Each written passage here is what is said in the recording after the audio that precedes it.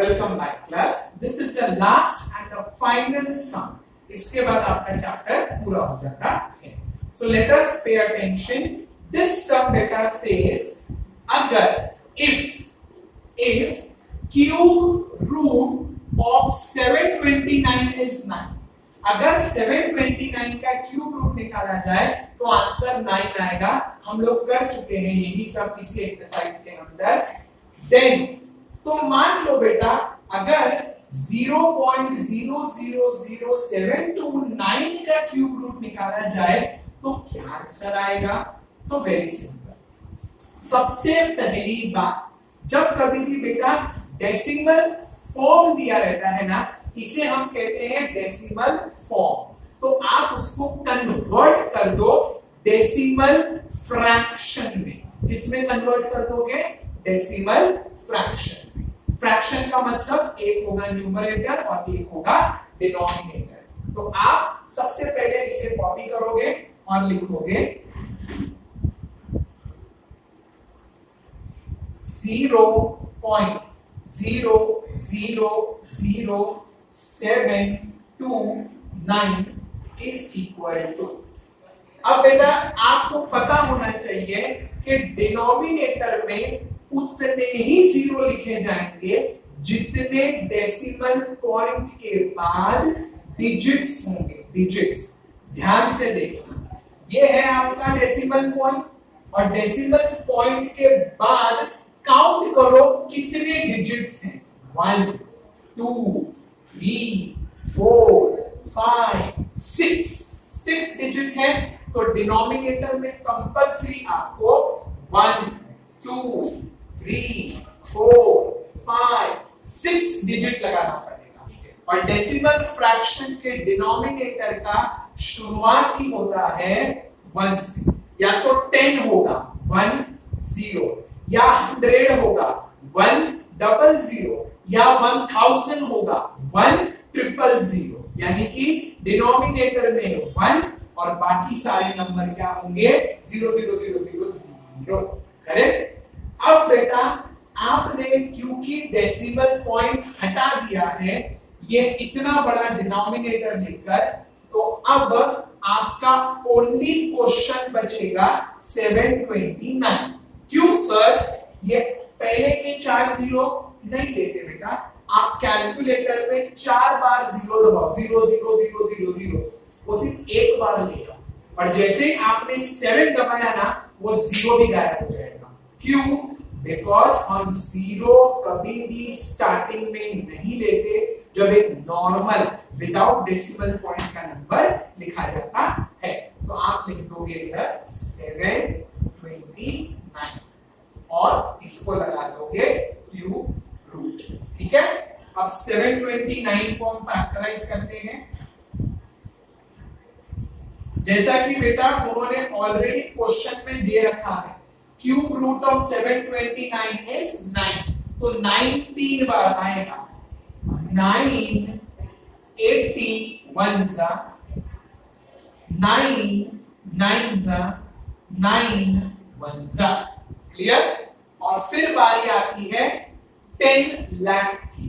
तो 1 1 2 3 4 5 6. आप बेटा एकदम सिंपल दिमाग लगा सकते हो.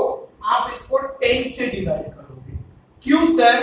अरे दिखने में तो ये 10 दिखता है ना, तो आप इसको 10 से डिवाइड करो. जब आपने एक जीरो यहां दिया तो लास्ट का एक जीरो अपने आप क्या हो जाएगा? रिड्यूस. तो 1 और 5 जीरोस आ जाएंगे. 1 2 3 4 5. फिर एक 10 ले लो तो अब 4 जीरोस आ जाएंगे. फिर एक 10 ले लो, अब 3 जीरोस आ जाएंगे. फिर एक 10 आ जाएगा, अब 2 जीरोस. फिर एक 10, अब 1 जीरो. फिर एक 10, अब नो जीरो. करेक्ट. गिनो कितने जीरो है? 1 2 3 4 5 6. उतने ही 10 होंगे. 1 2 3 4 5 6. करेक्ट. और अब इसको आप सॉल्व कर दो, तो उसका सॉल्विंग इस तरीके से होगा, क्यूब रूट ऊपर है बेटा 729, तो आप लिखोगे 9 मल्टीप्लाई बाय 9 मल्टीप्लाई बाय 9, सब बड़ा बड़ा लिखने का पहला क्योंकि ऊपर 3 डिजिट आने वाले हैं, मेन तो नीचे है तो वहां पे थोड़ा कंजेस्टेड कर देंगे, और फिर 10 multiply by 10 multiply by 10 multiply by 10 multiply by 10 multiply by 10, correct. अब बेटा ऊपर कितने 9 हैं, तो आप लिखोगे सिर्फ 1, और नीचे 1 टाइम एंड अगेन 1 टाइम,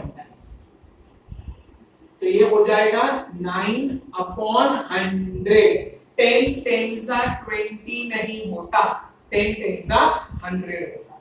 और अब दिमाग अकल लगानी है, हमारा क्वेश्चन डेसिमल पॉइंट में है, तो क्या हमारा आंसर डेसिमल पॉइंट में है, बिल्कुल भी नहीं।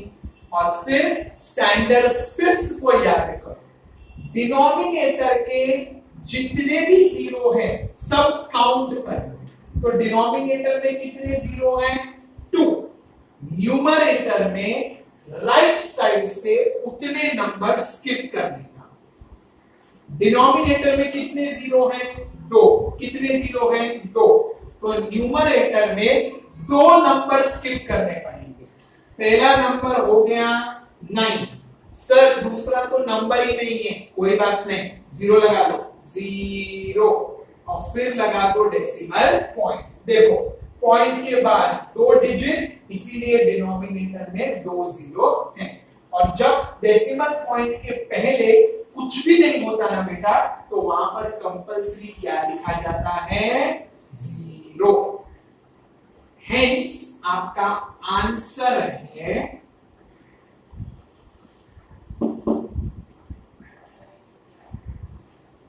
Cube root of 0.0000729 is equals to 0.09। समझ में आ गई बात बेटा, क्लियर, बहुत सिंपल है। डेसिमल पॉइंट के बाद जितने भी डिजिट्स हैं उसे काउंट करो और उतने जीरो लगाकर स्टार्टिंग में लगा देना है।